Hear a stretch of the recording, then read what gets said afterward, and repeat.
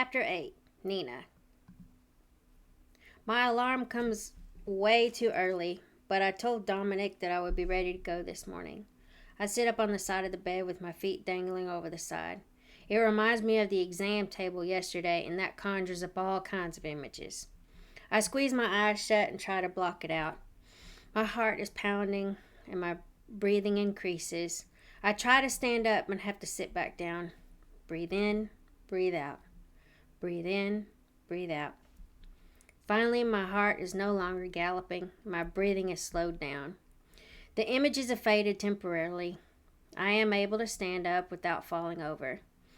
Making my way into the bathroom, I look in the mirror and know that today is going to be a heavier makeup kind of day. My eyes are red and puffy. My nose is red and raw. Just call me Rudolph. I hop in the shower to freshen up. I get ready for the day and wait in the bedroom. I'm not emotionally together enough to carry on a conversation. I'm still reeling from the convo I had with Patrick. First off, the police wouldn't even know where to look had it not been for the IP address being located. Second, if Patrick truly has a twin brother, then how are the police going to determine which one raped me? I've heard of cases where investigators couldn't differentiate one twin from another.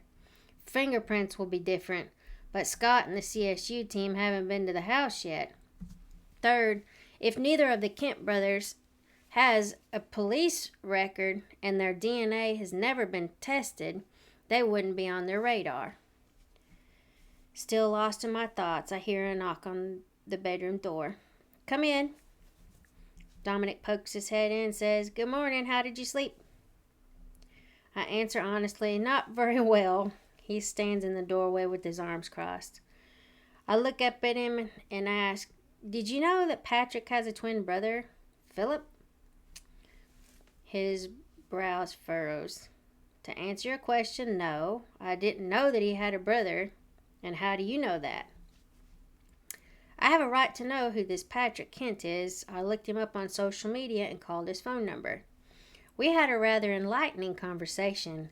He told me that his twin brother works for him part-time and that he hasn't seen him in a couple of days. He claims that he's a hard worker and no one has ever complained about his work. You found all of that out from a simple phone call? Yes. I also made my decision about that pill. I threw it in the trash. I would just have to deal with the consequences if they come. I'll be here for you, whatever the outcome is. You need someone to be with you at your doctor's appointment, consider it done. I can't with this man. He's the sweetest person I've met in a long time. He keeps doing or saying things that make him even more irresistible. To know that he's willing to be there for me in my time of need, and that he would be here for me if I am pregnant. Pregnant? This shouldn't even be a thing to worry about. Are you ready to go? I know you had a hard time last night. Maybe I can sneak out of the office early this afternoon. Ready when you are. I pick up my purse and toss my phone in. Do you have your keys? I can drive your car unless you want to ride in my truck. I toss him my keys. I guess I got my answer. You really hate my truck? I nod, but then say, no, I don't. I smile at him. I didn't figure you'd want to have to keep helping me get up there. If he has to put his hands on me to help me in, I will gladly ride in it. If I'm being totally honest with myself, this man has all the qualities a woman would want and need in a partner. Good job, his own house, benevolent, loving, and affectionate. I don't mind at all. He hands my keys back to me. I grasp them and he ushers me to his truck after locking the front door. It really isn't a big deal. He opens the truck door for me and lifts me up like he did yesterday. This time with no warning, by having to touch me. I smile to myself because I think I like it a lot. Oh, Chris is going to pick up breakfast before he comes in. I nod, even though I'm not a breakfast person. We head to the range and are relaxed against the seat. Being with Dominic is very soothing. He makes me feel better and calms me. He has a very calming spirit about him. I know we haven't known each other for very long, but I can see that he doesn't freak out over little things. Once I do have to go back to my life, I'm going to miss this. I'm going to miss him. I know he told me I could stay for as long as I needed to, but I also don't want to overstay my welcome. I'm supposed to report back to work on Monday. I will head back home on Sunday. In the meantime, I will enjoy the time with Dominic, learning about firearms and enjoying his company. Nina. With the extra practice time that Dominic and I put in at the range, I was able to pass the firearm safety course with flying colors. We went to celebrate on Saturday evening. Sunday we spent lazing around his house, watching movies and snacking. He made a big breakfast and there were plenty of leftovers. I still had to broach the subject of me going back home. He wasn't rushing me to go, and I was reluctant to leave. I need to go back home. I have to report to work tomorrow. I need to do some laundry and some other stuff before then. He purses his lips. Well, I like you being here, but I understand. Are you going to be all right in the house by yourself? By this time, the CSU has swept my house and located the cameras, picked up my bedding for testing, and fingerprinted my whole house. Patrick was arrested and released after he told them about his brother Philip, who was subsequently arrested and still being held with no bond. Scott kept me and Dominic in the loop through the investigation. Yes, I'll be fine. I'm sure that I need to wipe down surfaces and clean the fingerprint dust from wherever they sprinkled it.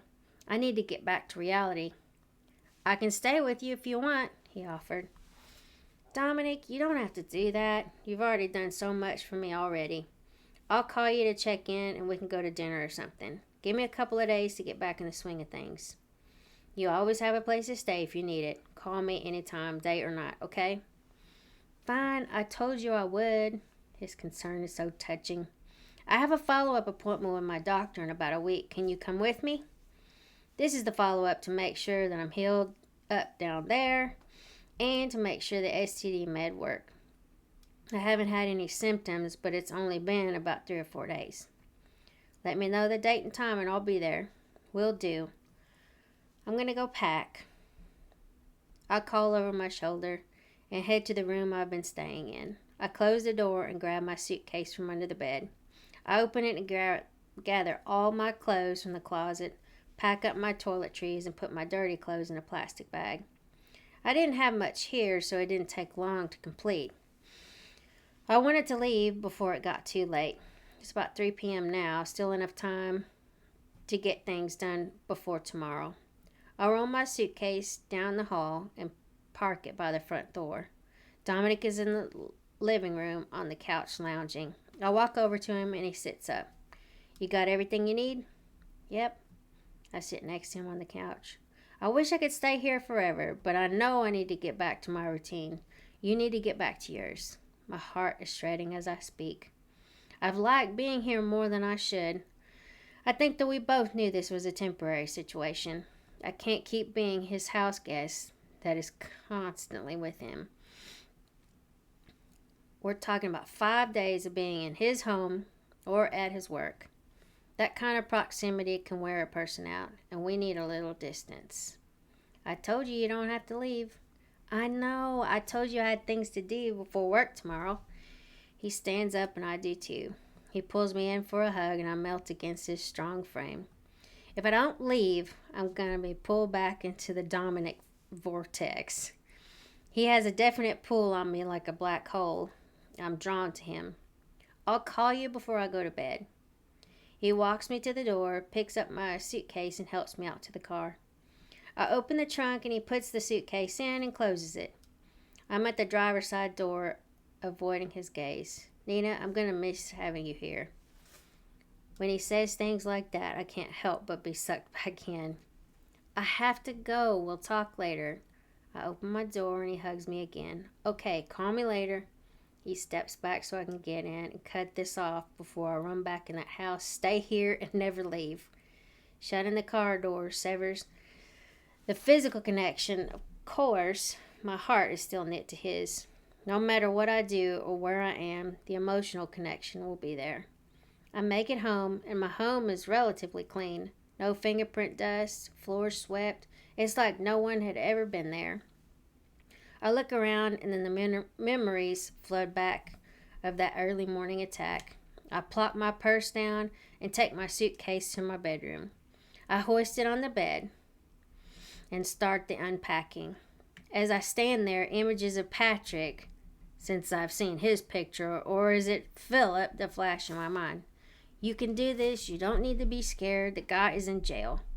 Give myself a stern talking to. My heart starts to race, and I feel like my knees are going to buckle right beneath me. I clasp my hands and sit on the edge of the bed, breathing. Breathe in, breathe out. Breathe in, breathe out. My breathing evens out, and my heart slows down.